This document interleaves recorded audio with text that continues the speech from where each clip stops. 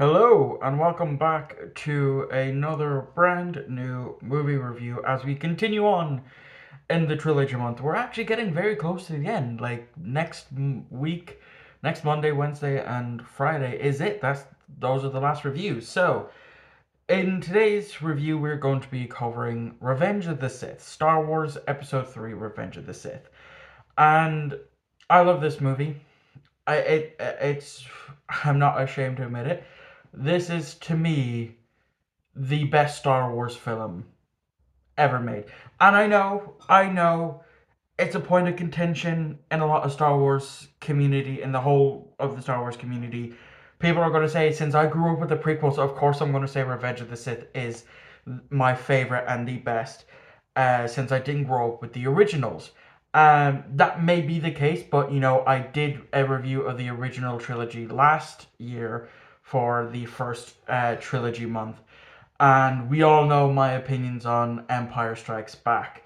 Um, I don't like it. I have a whole video attempting to explain it again because I did two videos on it last year. One was for a 200 subscriber special, which is no longer out.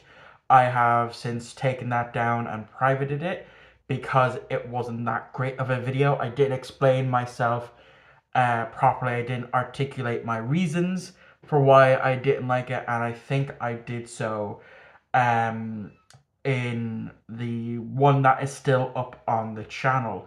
Um, so yeah, I love this film. I love everything about it from start to finish. I can sit down and watch this no problem.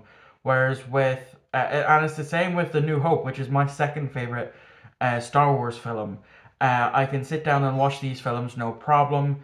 Whereas yesterday, for me, when I was watching Attack of the Clones, for the first hour, I struggled until it got to the Battle of Geonosis.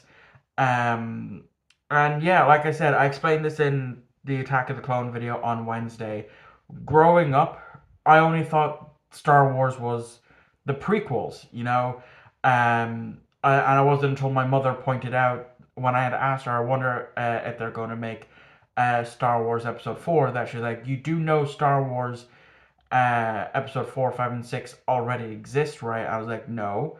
Um, and she asked what I'd like to see him. I said, of course, because I grew up as a Star Wars fan who has morphed into a Star Trek fan. I'm more Trekkie than a Star Wars fan. I've said this in a lot of videos.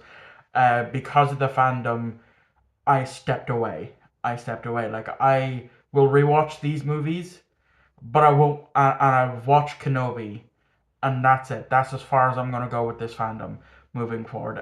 Just because of how toxic and unfun it is to be a part of, to be a Star Wars fan at this rate. And I know it's a small majority, but that small majority is the most vocal. Um, but yeah, so she then went and got me a loan of 4, 5, and 6 on DVD.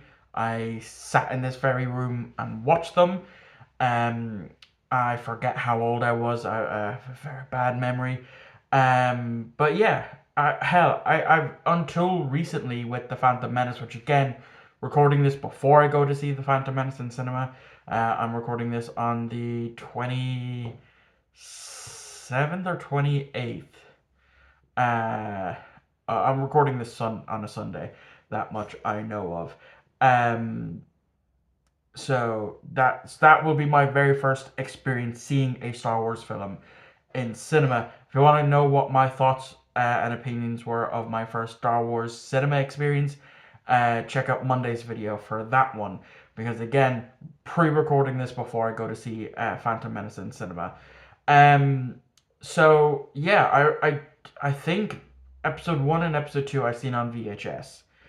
Um, I th- I don't recall owning them though, so it could have been a rented situation, or my cousin could have owned them on VHS, or maybe he rented them. I don't remember. But when it came to episode 5, I do remember having a bootleg of it. I do remember having a bootleg of episode 3, and I remember trying to watch it on my DVD player at the time, and because it was a bootleg, it was playing in black and white. But that would only happen on my DVD player when I went to stay at my cousin's house, um, and brought it with me so that we could watch it, playing on his DVD player. It was fine. It was in color. So it's probably a failsafe for DVD players back in the day. I'm not too well versed in it. This it's just a memory that has stuck out to me. But anyway, I have loved Revenge of the Sith for the longest time, and every rewatch I'm reminded of just how amazing it is, from the visuals to, essentially at the time until we had the sequel trilogy, was the wrap up of the Skywalker saga, the complete saga at that time. And again, like I always mention, I also spend heavily amounts of time in the Lego Star Wars: The Complete Saga on Xbox. And I remember as well, again, playing with my cousin. And when we got to the Mustafar battle on Mustafar scene, just we would play it and we would just have fun fucking each other over. Like force whoever was playing as Anakin, force stroking the person into lava, or with me being not as good of a gamer, uh, constantly falling into the lava as well, or just randomly starting to attack each other in one of the quick scenes where you have to get to a certain point, otherwise you die. Great times, great memories, and that's what I associate with this movie, is those memories of why I absolutely love and adore Revenge of the Sith, is those memories, and the memories of then, of course, having lightsabers like this one.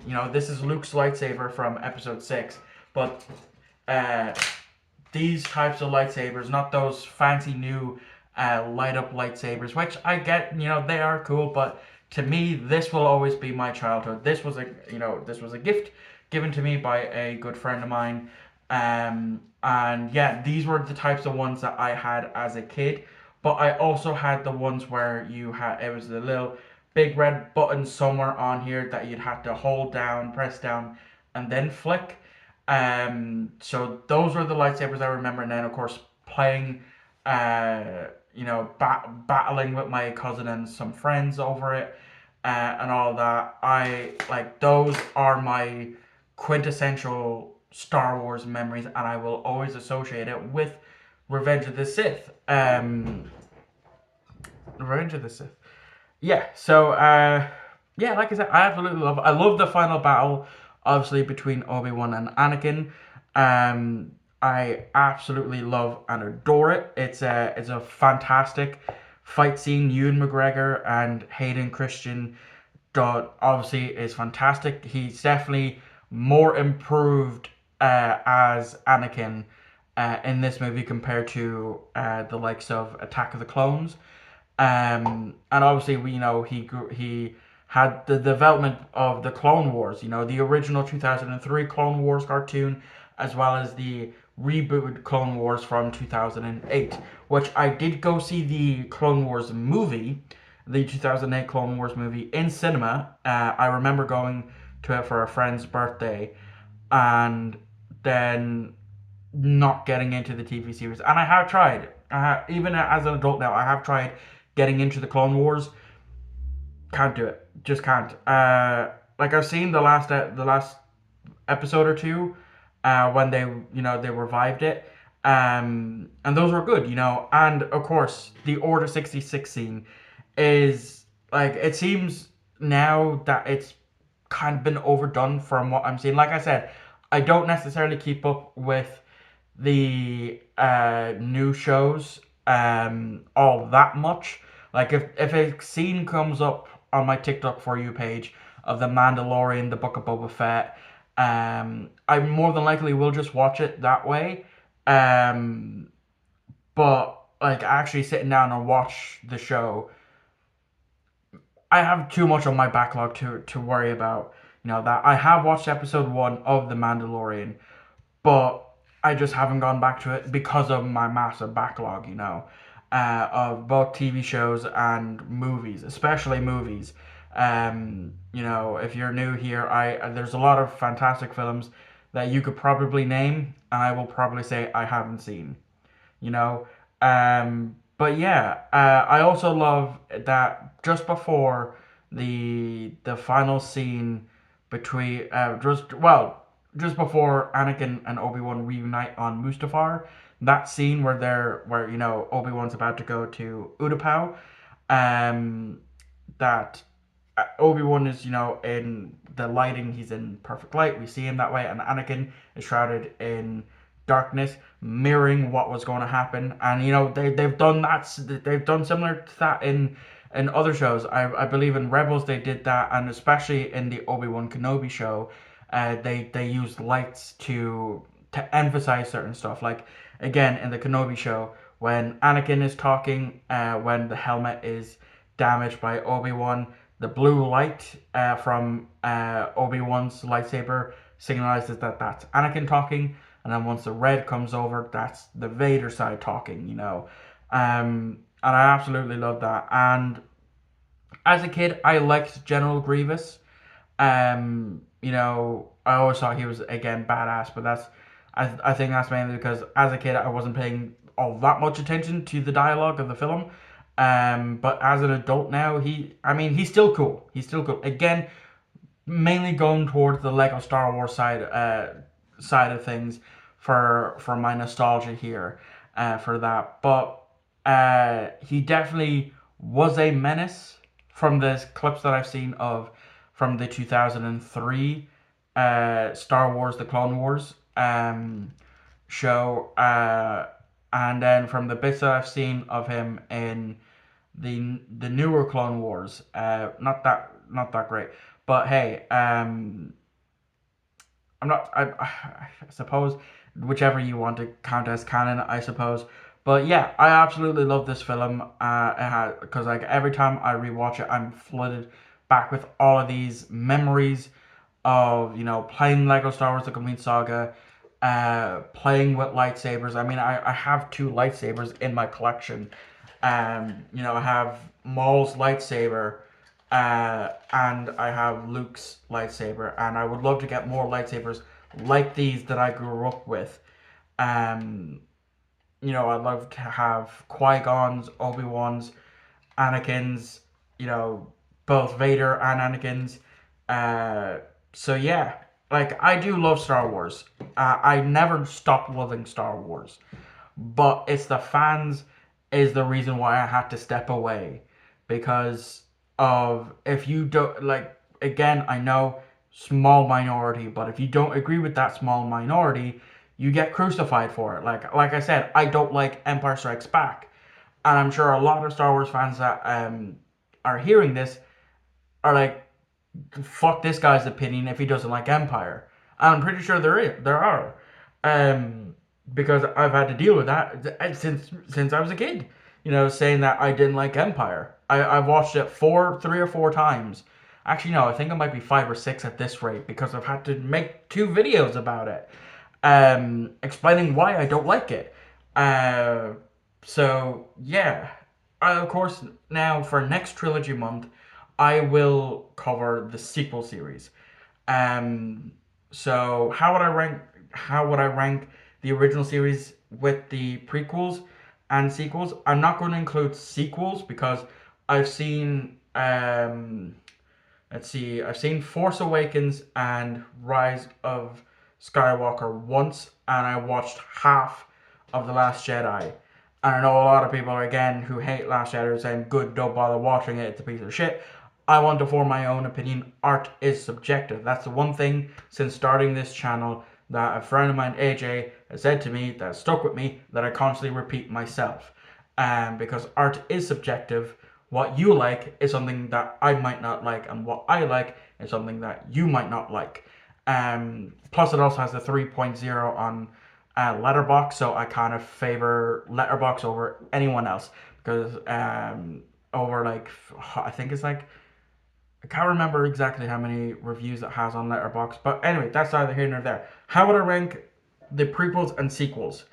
So I would definitely say number three is one, number four is two, Phantom Menace is three, um, Empire is four, Return of the Jedi is five, and Attack of the Clones is six. And again, that is just with me having not done a rewatch slash first watch through of the sequel series. Um, so yeah, that is going to be it. Thank you all for watching. I hope you enjoyed. I will of course see you tomorrow for another Doctor Who episode review, and then I will see you again on Monday for the final week of Trilogy Month as we come to an end. I still have to review The Dark Knight Rises and Phantom Menace, and then that's me done. Obviously, Phantom Menace is already out for my review, as well as The Dark Knight. So anyway, I'm rambling on at this point. Thank you all for watching. I hope you enjoyed. Let me know what you thought of this movie in the comments down below. And if you agree with my opinions, I'd love to hear your thoughts. I'll see you all next time.